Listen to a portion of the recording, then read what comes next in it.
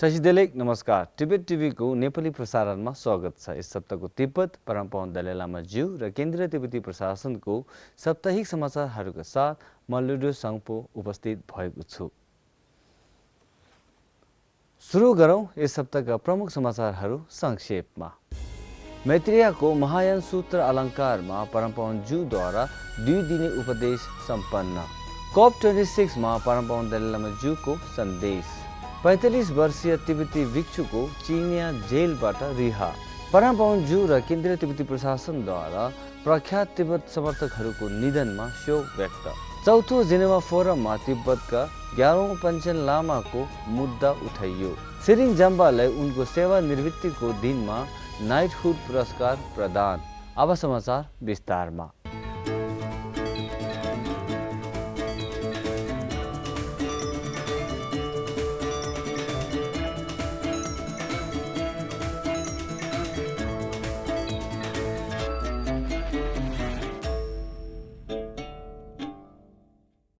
परमपावन दलाई लामा ज्यूले रुसी बौद्धहरूको अनुरोधमा यस हप्ता बिहिबार मैत्रेयको महायान सूत्र अलङ्कारबारे 2 दिने प्रवचन दिनुभयो। भर्चुअल शिक्षाको अगाडि परमपावन ज्यूले बुद्ध धर्म अध्ययनको सन्दर्भमा तिब्बतको मङ्गोलयहरूसँग भएको ऐतिहासिक सम्बन्धलाई सम्बोधन गर्दै तिब्बतका गुम्बाहरूमा विशेष गरी गोमङ गुम्बामा धेरै मङ्गोलियन भिक्षुले र धेरै प्रसिद्ध मङ्गोलियाई भिक्षु विद्वानहरूले अध्ययन गरेको बारेमा बोल्नुभयो। परमपावन दलाई लामा ज्यूले संयुक्त राष्ट्र सङ्घको जलवायु परिवर्तन सम्मेलन COP26 को अवसरमा तिब्बतको परिस्थितिको संरक्षणमा थप ध्यान दिन जोड दिनुभएको छ, जुन यस हप्ता स्कटल्यान्डमा आइतबारबाट सुरु भएको थियो। Global warming, that is quite serious. We should pay more attention. Time never stands still. So we also is a part of that nature. Past important, but already past. So we can learn. Otherwise, we have no the ability to change past. But future still in our hand.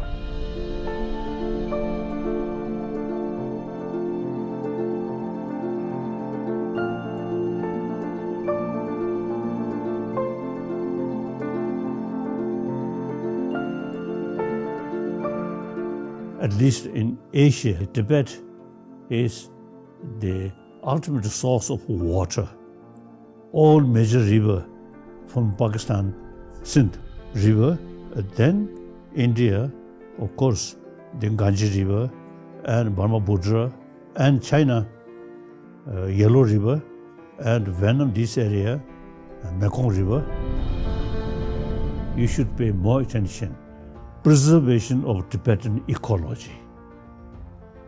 This is not only interest for 6-7 million Tibetan, but whole sort of people in this area.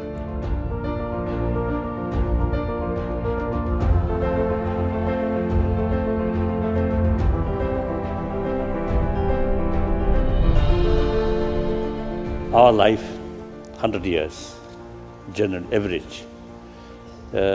So we have to take serious concern about our century. Of course, I am monk, no children. But those people who have children and grandchildren, you have to take seriously about their future. Therefore, it is our responsibility. Like, you see, taking care about our own home, our own room. Even though with help of technology, we can go, of course, moon, now much easier. We can go Mars and some other sort of planet. But it is almost certain, impossible to settle there. So this planet is the only home.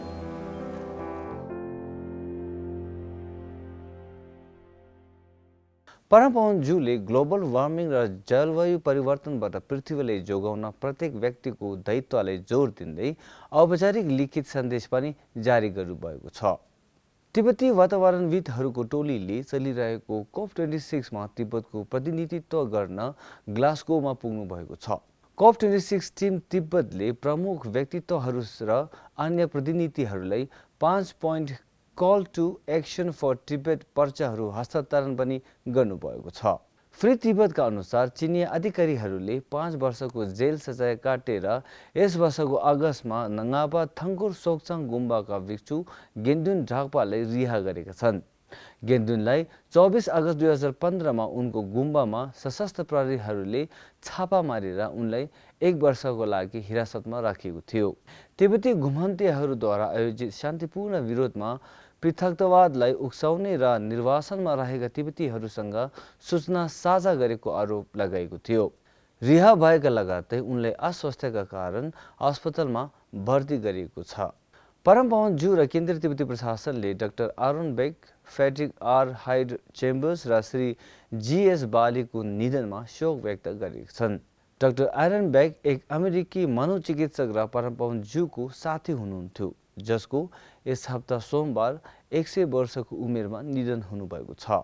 परमपावन July उहाँको परिवारका अन्य सदस्यहरूप्रति संवेदना पनि प्रकट गर्नुभएको छ।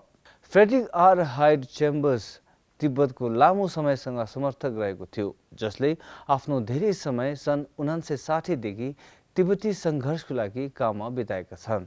लन्डनको saint Thomas अस्पतालमा 77 वर्षको उमेरमा उनको निधन हुनुभएको छ।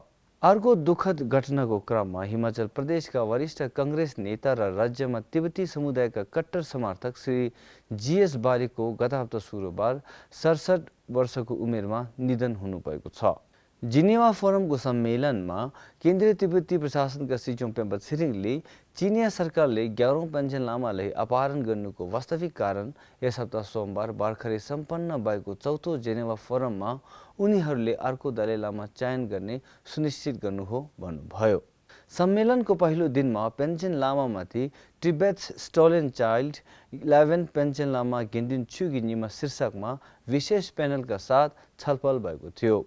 2 दिवसीय Geneva forum 2021 Tibet bureau Geneva र केन्द्रीय तिब्बती प्रशासनका सूचना तथा अन्तर्राष्ट्रिय सम्बन्ध विभागद्वारा संयुक्त रूपमा चीनमा मानवाधिकार र धार्मिक स्वतन्त्रता केन्द्रित गर्ने सङ्गठन र समाजका एक नेटवर्क बनाउनका साथै चीनको मानवाधिकारहरूमा सुधार गर्ने प्रयासहरूमा विकास गर्ने उद्देश्य राखिएको छ। सम्मेलनपछि सिचोङले यस हप्ता बुधबार जिनेवामा स्थित संयुक्त राष्ट्र मानवाधिकार उच्चायुक्त कार्यालयको वरिष्ठ कर्मचारीसँग भेट्नुभयो।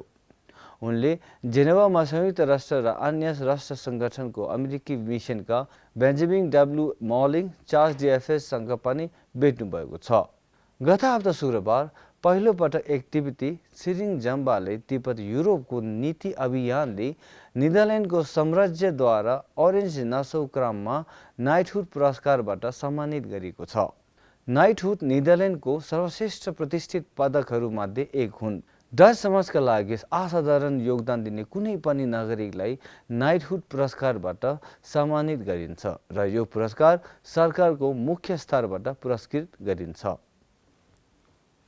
हस् त आजको लागि नेपाली साप्ताहिक समाचार यति नै। अर्को हप्ता फेरि भेटौँला। टासी दिलिक नमस्ते।